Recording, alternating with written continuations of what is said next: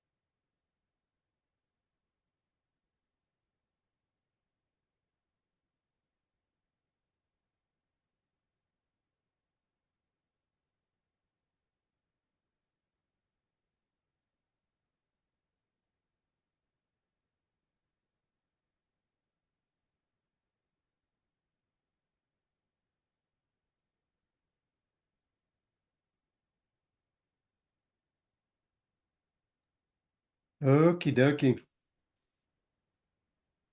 On the topic of the psychology of the Bible, is there anyone that would like to give us a comment on what you saw, what you felt, what you noticed?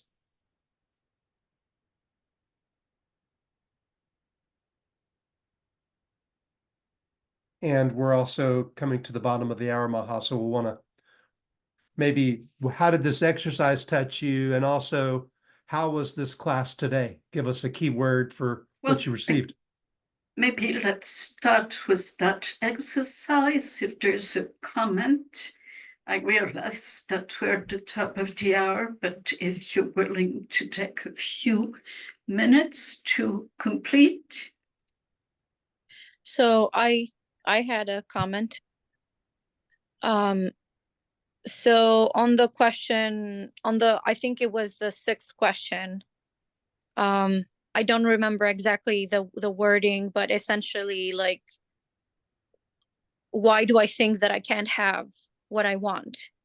Yes. And that if it's not coming into my life, then there must be something that I believe that hinders it. So essentially we are here to point out in what is hindering us to achieving what we think we want. Maybe it's not even that thing that we're saying that we want. Maybe it's something else. Yes.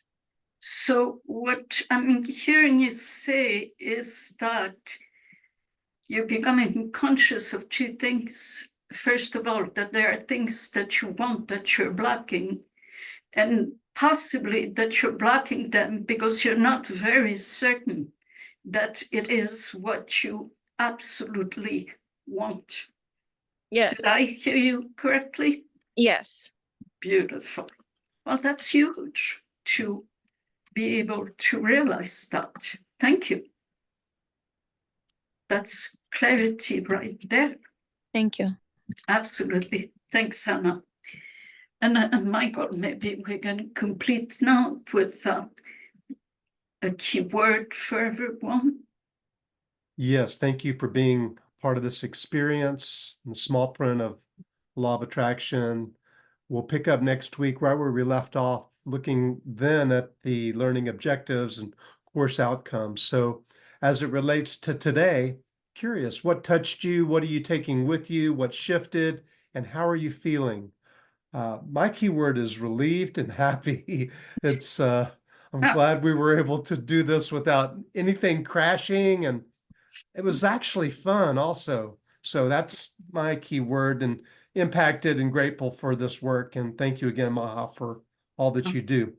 So we would love to hear a keyword. Daniel, I see your video's on. You want to begin?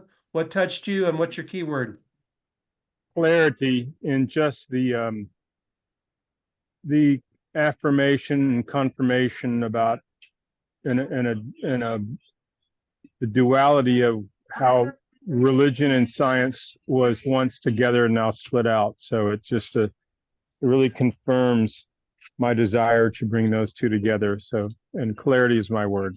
Thank you, Daniel. Thank you, Daniel. Who's next? I'll go. Spaciousness and understanding and gratitude. Awesome. Thank you, Sarah. Thanks, Sarah. Amanda, what touched you and what are you bringing with you? And how are you feeling? I feel good. I feel a lot of curiosity and clarity, and that feeling when it's like you have your thumb right on something and you're like right on the brink of understanding something in a deeper way.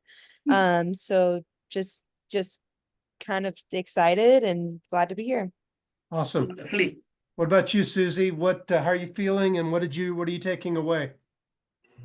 I'm putting all my cards on the table, and it's nice to be able to see it, and it's really nice to have people to do the work with. Lovely. Thank you, Susie. Shirley, are you able to share? Yes, I am feeling safe, like I am in a safe place. And I'm grateful for being with a group of like-minded people. Thank you, Shirley. Amir, how are you feeling and what are you taking with you? You're on mute. You're on mute. Now you are.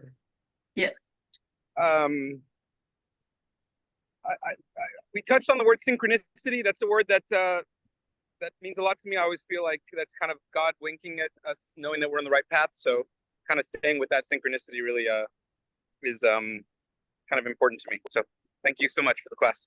Thank you, Amir. Thank you. Emily, what touched you and what are you taking with you? How you feeling? I feel great. I think commitment and discovery are what touched me today. Thanks, Emily. Anna. I resonated with what Amanda said, and what resonates most with me is deeper understanding. Nice. And Kim. Yeah, I would say my words are curiosity and gratitude.